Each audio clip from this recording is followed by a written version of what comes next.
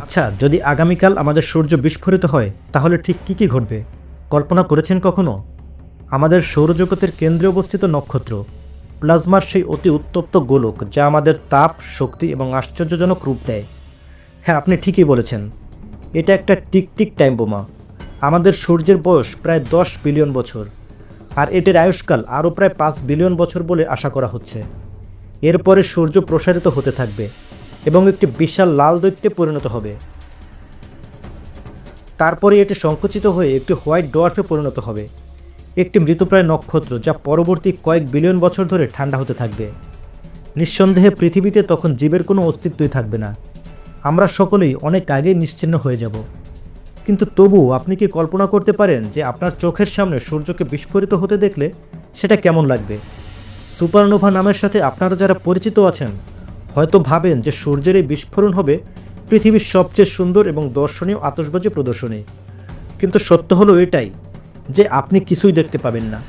সূর্য পৃথিবী থেকে 15 কোটি কিলোমিটার দূরে অবস্থিত এবং সূর্যের আলো আমাদের পৃথিবীতে পৌঁছাতে 8 মিনিট সময় লাগে।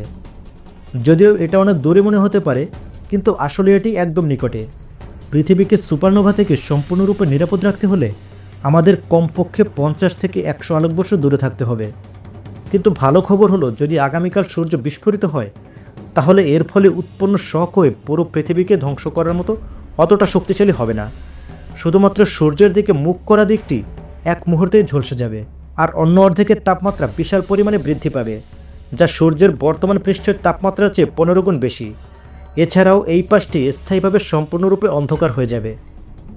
সূর্যের ভর আমাদের কক্ষপথে না রাখলে পৃথিবী হয়তো মহাকাশে ভেসে যেতে শুরু করবে এবং এখানে সার্ভাইভ করা মানুষেরা বেঁচে থাকার জন্য মরিয়া হয়ে লড়াই করবে।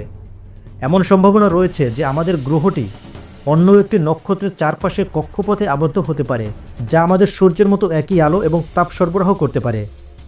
কিন্তু যখন এটি ঘটবে আমরা তার বহু পূর্বে নিশ্চিহ্ন হয়ে যাব। যদি আমরা আগে থেকে জানতাম যে সূর্য বিস্ফোরিত হবে তাহলে আমরা 1000 বছরের মতো সময় কিনে নিতাম, আমরা নিজেদের টিকিয়ে রাখার মতো পর্যাপ্ত খাদ্য এবং সম্পদ সঞ্চয় করে। হ্যাঁ, আমরা অবশ্যই পারতাম। আপনি যে মাটির উপর দিয়ে হেঁটে যাচ্ছেন তার মাত্র কয়েক মিটার নিচে পৃথিবীর সবসময় প্রায় 17 ডিগ্রি সেলসিয়াস তাপমাত্রা বজায় রাখে। তাই যদি আমাদের প্রস্তুতির জন্য পর্যাপ্ত সময় থাকতো তাহলে মানব সভ্যতা ভূগর্ভস্থ সুরক্ষিত বাংকারের বিশাল নেটওয়ার্কে ট্রান্সফার হয়ে বেঁচে থাকতে পারত।